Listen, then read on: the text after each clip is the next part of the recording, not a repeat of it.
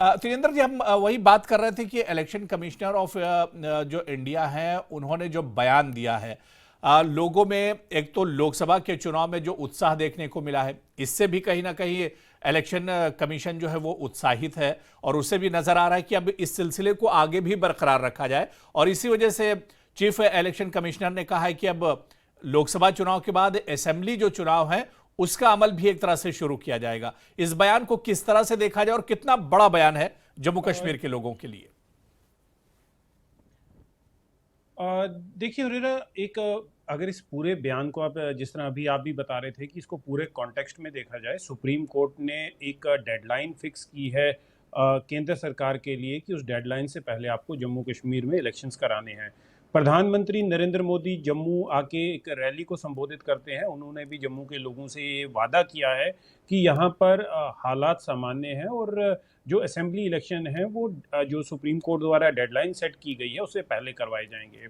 Home minister Amit Shah भी एक rally के लिए जम्मू आते हैं, तो यहाँ पर भी वो लोगों से इस बात का प्रॉमिस करते हैं कि जो असेंबली इलेक्शंस हैं जम्मू कश्मीर के लिए, जो पिछले कई सालों से पेंडिंग है, लगभग 6 साल से ऊपर हो चुके हैं। जब लास्ट असेंबली यहाँ पर डिसॉल्व हुई थी, महबूबा मुफ्ती चीफ मिनिस्टर थे, उन्होंने रिज़ाइन किया, उसके बाद से असेंबली डिसॉल्व हुई और तब से अभी तक लेकर असेंबली के इंतखाब जम्मू कश्मीर में नहीं हुए। 2019 में 5 अगस्त 2019 को जो हुआ, जम्मू कश्मीर को एक स्टेट से यूनियन टेरिटरी बना दिया गया। उसके बाद ये कहा गया कि जब हालात सामान्य होंगे तो जम्मू कश्मीर में असेंबली इलेक्शंस कराए जाएंगे। लेकिन पिछले 5 साल में हालात में काफ़ी चेंज आया और इस चीज़ को जो यूनियन गवर्नमेंट ने पार्लियामेंट में भी फैक्ट्स एंड फिगर्स के साथ रखा था, जहां पर ये बताया गया कि स्टोन पेल्टिंग के जो इंसिडेंट हैं उनमें कमी आई है, सिविलियन किलिंग्स जो हैं उनमें कमी आई है, टेरर अटैक्स जो अक्रॉस जम्मू एंड कश्मीर हुआ करते थे उनमें कमी आई है, और जो सिक्योरिटी फोर्स पर्सनल जो मारे जाते थे आतंकी हमलों में उनमें भी कमी आई है। तो ओवरऑल जो सिचुएशन है, अगर आप कंपेयर करें 2019 से पहले की जो सिचुएशन थी जम्मू कश्मीर में, जहां पर आए दिन पत्थरबाजी होती थी, और 2019 से बाद का जम्मू कश्मीर जहां पर एक शांति का माहौल है, तो सुप्रीम कोर्ट ने भी ये कहा था कि जब गवर्नमेंट ये कह रही है कि शांति है तो एक डेडलाइन जो सेट की थी उससे पहले असेंबली इलेक्शन कराए जाएं। आज की जो स्टेटमेंट आई है, देखिए इसको भी आपने एक कॉन्टेक्स्ट में जोड़ना होगा। आज देखिए जम्मू कश्मीर में कश्मीर घाटी में तीसरा जो सीट है उसके लिए इलेक्शन हो रही है। पहले हमने देखा श्रीनगर पार्लियामेंट्री कॉन्स्टिट्यूंसी पोलिंग के लिए गई, वहाँ पर जो पोल परसेंटेज था लगभग 40% था। उसके बाद बारामूला में पोलिंग हुई, वहाँ पर जो पोल परसेंटेज था वो लगभग 50% के करीब पहुंचा। और अभी 3 बजे तक जो रजौरी, पुंछ और अनंतनाग पार्लियामेंट्री सीट है, जिसको देखिए क्लब किया गया था। पहले ये था कि अनंतनाग पार्लियामेंट्री कॉन्स्टिट्यूंसी एक अलग पार्लियामेंट्री कॉन्स्टिट्यूंसी हुआ करती थी, जिसे साउथ कश्मीर पार्लियामेंट्री कॉन्स्टिट्यूंसी भी कहा जाता था, और जो पुंछ रजौरी एरिया थे ये जम्मू की जो पार्लियामेंट्री सीट थी उसका हिस्सा होते थे। लेकिन हाल ही में जब डिलिमिटेशन हुई, डिलिमिटेशन के बाद ये डिसाइड किया गया डिलिमिटेशन की एक्सरसाइज के दौरान कि पुंछ रजौरी जो है उसकी बेटर कनेक्टिविटी है कश्मीर के साथ थ्रू मुगल रोड वहाँ, तो इसलिए उसको वहाँ के साथ जोड़ दिया गया। अब जो सीट है वो अनंतनाग और पुंछ रजौरी है।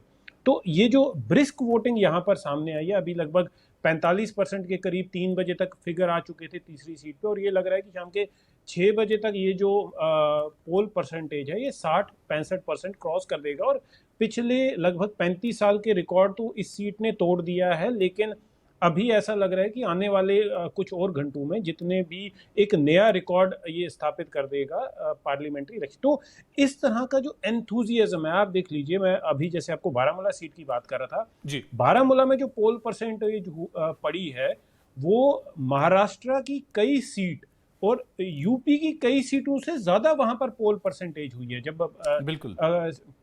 बारामूला का फिगर जो है 50 क्रॉस कर चुका था, यूपी और महाराष्ट्र में कई ऐसी सीटें, इवन मुंबई में कई ऐसी सीटें हैं जिनका पोल परसेंटेज बारामूला से कम था। तो ये एक एनकरेजिंग साइन है जिसके लिए प्रधानमंत्री Narendra Modi, union home minister Amit Shah ने भी कश्मीर के लोगों को मुबारकबाद दी है और उन्हें उनकी तारीफ की है कि वो इतनी भारी संख्या में आके उन्होंने भारत की डेमोक्रेसी को अपनाया, भारत की जो पोल प्रोसेस है उसमें हिस्सा लिया। देखिए, this is the biggest festival जिसे हम कहते हैं, डेमोक्रेसी का सबसे बड़ा पर्व होता है इलेक्शन। तो आज जब कश्मीरी वो लंबी लंबी कतारों में वोट डाल रहे हैं, तो कहीं ना कहीं इलेक्शन कमीशन को भी ये लग रहा है कि एक एनकरेजिंग साइन है, और लोग जो हैं वो पोल प्रोसेस में हिस्सा लेना चाहते हैं। और उनके लिए जो आज इलेक्शन कमीशन ने ऐलान किया है कि जम्मू कश्मीर में पार्लियामेंट्री इलेक्शन के बाद असेंबली इंतखाब का जो प्रोसेस है उसे तेज किया जाएगा, एक बहुत बड़ा बयान है और जम्मू कश्मीर के लोगों के लिए एक राहत है।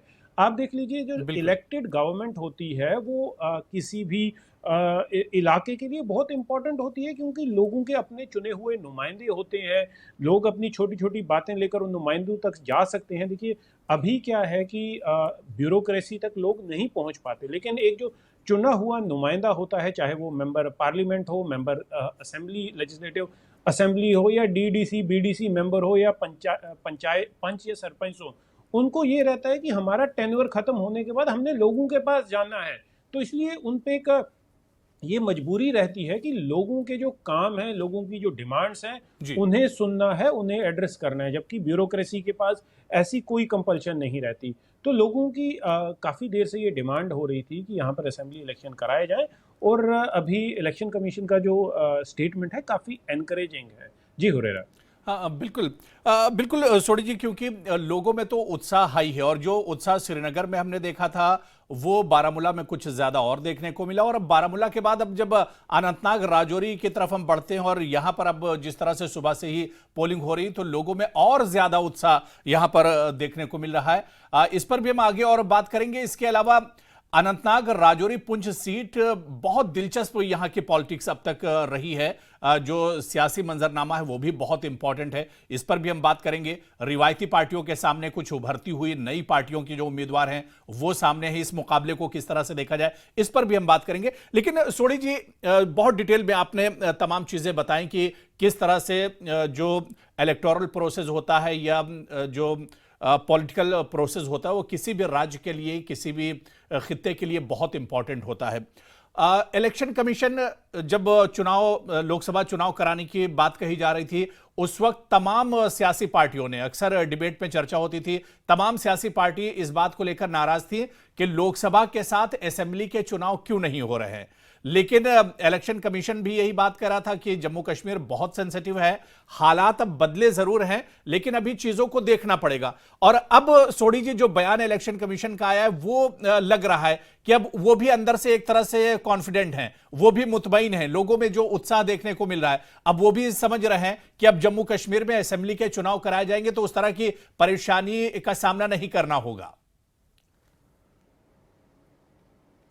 देखिए हुरेरा, जैसे आपने बिल्कुल सम अप किया कि जम्मू कश्मीर एक सेंसिटिव एरिया है, और ये सेंसिटिव तब तक रहेगा जब तक आपका जो पड़ोसी मुल्क है पाकिस्तान, वो इसको मिसयूज, इस सिचुएशन को मिसयूज नहीं करेगा। जब तक वो वहाँ पर आतंकवादियों को ट्रेनिंग देता रहेगा, वहाँ से आतंकवादियों को जम्मू कश्मीर भेजता रहेगा, हथियारों की तस्करी करता रहेगा, ड्रोन के जरिए हथियार भेजता रहेगा, तो जम्मू कश्मीर में जो हालात हैं आप उसे कभी भी 100% ठीक नहीं कर पाएंगे, क्योंकि आपका पड़ोसी मुल्क है, वहाँ से वो लगातार आतंकवादियों को भेज रहा है, कई घुसपैठें करा रहा है ट्रेंड आतंकवादियों की। तो ये जो आतंकवादी घटनाएं हैं जम्मू कश्मीर में तब तक होती रहेंगी जब तक पड़ोसी मुल्क पाकिस्तान ये आतंकवाद को समर्थन देना बंद नहीं करता, उनको ट्रेनिंग देना बंद नहीं करता, उन्हें बिल्कुल। हथियार देना बंद नहीं करता। लेकिन उस डर से कि हमारा पड़ोसी मुल्क जो है वो हमारे यहाँ आतंकवाद फैला रहा है, उस डर से यहाँ पर जम्मू कश्मीर में हम डेमोक्रेसी को ताक पे नहीं रख सकते। आप देख लीजिए, हालांकि कितने इनपुट्स थे कि आतंकवादी जो हैं इस पार्लियामेंट्री इलेक्शंस जो हो रही हैं उनको डिसरप्ट करने की कोशिश करेंगे, लेकिन हमारी जो सुरक्षा एजेंसीज है, सिक्योरिटी फोर्सेस हैं, वो पूरी तरह से मुस्तैद है, और कितने आतंकवादियों के जो मंसूबे हैं उन्हें नाकामयाब किया है। देखिए हुरैरा, एक बहुत इंपॉर्टेंट चीज़ है, जी। जब भी कभी आतंकवादी हमला होता है, किसी बेगुनाह को मारा जाता है या कहीं पर फायरिंग की जाती है, उस आतंकवादी हमले से पहले सुरक्षा बलों ने लगभग 100 आतंकवादी हमले विफल किए होते हैं, जो हेडलाइंस नहीं बटोरते। लेकिन कहीं पर एक आतंकवादी हमला अगर हो जाता है, वो एक हेडलाइन बन जाता है, जिसे बिल्कुल। सब लोगों को ये पता चल जाता है कि आतंकवादियों की प्रेजेंस है। लेकिन 100 आतंकवादी हमले ऐसे हैं जिसे विफल किया जाता है, और जिनके बारे में आपको, मुझे और आम जनता को कोई जानकारी नहीं मिलती।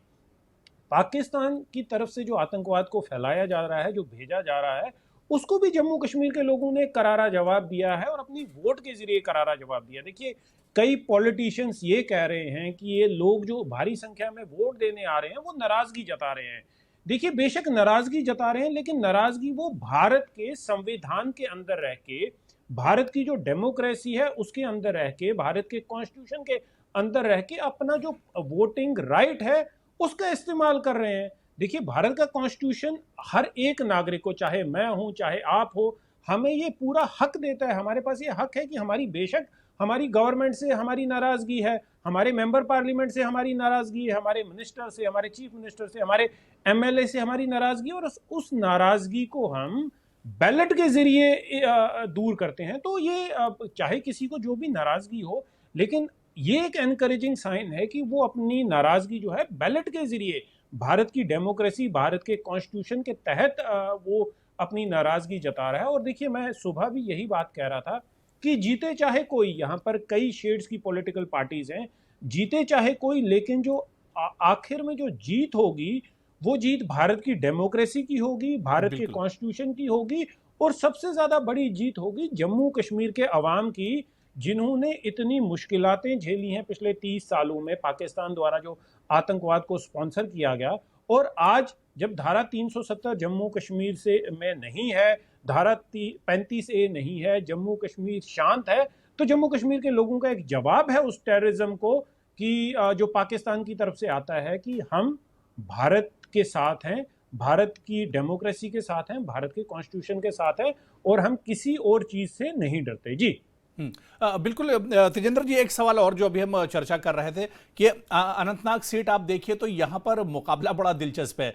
एक तरफ रिवायती पार्टियां हैं यानी नेशनल कॉन्फ्रेंस और पीडीपी हैं, दूसरी तरफ आप देखिए जो उभरती हुई नई पार्टियां जो 370 के बाद एक तरह से वजूद में आई हैं, डीपीएपी, गुलाम नबी आज़ाद साहब की पार्टी या बुखारी साहब की अपनी पार्टी। तो इस मुकाबले को कैसे देखा जाए? क्या जो नई पार्टियां हैं वो रिवायती पार्टियों के लिए चैलेंज बन सकती हैं, या किस तरह से इस सियासत को देखा जाए?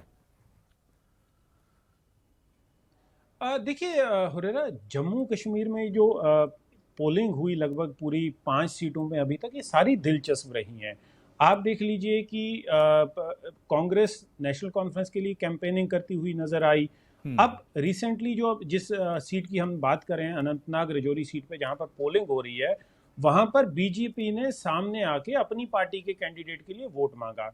अब देखिए, इंपॉर्टेंट चीज ये है कि क्या जो बीजेपी का वोट है वो अल्ताफ बुखारी की पार्टी के लिए शिफ्ट होगा, ये इंपॉर्टेंट रहेगा। क्योंकि और दूसरी बात ये है कि कांग्रेस जो है नेशनल कॉन्फ्रेंस के लिए वोट मांगती हुई नजर आई। क्या कांग्रेस का जो कैडर है वो नेशनल कॉन्फ्रेंस को वोट डालेगा? क्योंकि कई ऐसे टाइम आए हुए हैं जहां पर ये पॉलिटिकल पार्टीज एक दूसरे के हरीफ रहे हैं, एक दूसरे के अगेंस्ट स्टेटमेंट दी हैं, एक दूसरे की अगेंस्ट पॉलिसीज पे बात की है। तो क्या ये पॉलिटिकल पार्टीज आज, जिसे आप कहेंगे कि सिर्फ लोगों को रुझाने के लिए, लोगों के वोट बटोरने के लिए एक दूसरे से जुड़े हुए हैं? तो काफी इंटरेस्टिंग कॉन्टेस्ट है। देखिए, 4 तारीख को ये पता होगा कि किस पार्टी का जो वोट है, किस पार्टी के कैडर ने किसे वोट डाला है। देखिए, सबसे जो आपकी ये पुंछ, रजौरी और अनंतनाग वाली सीट जो है, इस पे पोलिंग हो रही है, इसमें बहुत इंपॉर्टेंट चीज खुल के सामने आई है कि पहली बार देश के इतिहास में, आप नोट कर लीजिएगा कि देश के इतिहास में ये पहली बार हुआ है कि किसी स्टेट के बीजेपी प्रेसिडेंट ने अपनी पार्टी, जो उनकी अपनी बीजेपी पार्टी का कैंडिडेट है, उसको वो वोट नहीं डाल पाए। तो आज बीजेपी के कितने सीनियर लीडर हैं, जैसे आप देख लीजिए रविंदर रैना जो बीजेपी की स्टेट प्रेसिडेंट है, उन्होंने ये आप नोट कर लीजिए कि बीजेपी के कैंडिडेट, क्योंकि कैंडिडेट है नहीं तो उनको किसी और कैंडिडेट को वोट डालना पड़ा। और क्यों पहली बार ऐसा हुआ है। बीजेपी के कई फॉर्मर मंत्री हैं जो पुंछ रजौरी में जिनकी वोट है, उन्होंने वोट, उनके पास बीजेपी का कैंडिडेट नहीं था। हालांकि जो कैडर है इस एरिया में वो बीजेपी से काफी नाराज है। देखिए, हमें एक स्पेड को स्पेड बात करनी है। बीजेपी इतनी बड़ी पॉलिटिकल पार्टी है, देश की सबसे बड़ी पॉलिटिकल पार्टी है, और उनका कैडर, अगर आप उन कैडर से बात करें और कई सीनियर लीडर से भी अगर आप ऑफ द रिकॉर्ड बात करेंगे, तो उनमें वो, उनका ये मानना है कि कहीं ना कहीं जो लोग हैं उनमें नाराजगी है। वो कह रहे थे हार जीत तो होती रहती है, लेकिन क्या इतनी बड़ी, देश की सबसे बड़ी पॉलिटिकल पार्टी के पास 3 कैंडिडेट नहीं थे जो वो बारामूला, श्रीनगर और अनंतनाग रजौरी वाली सीट पे खड़ा कर दें?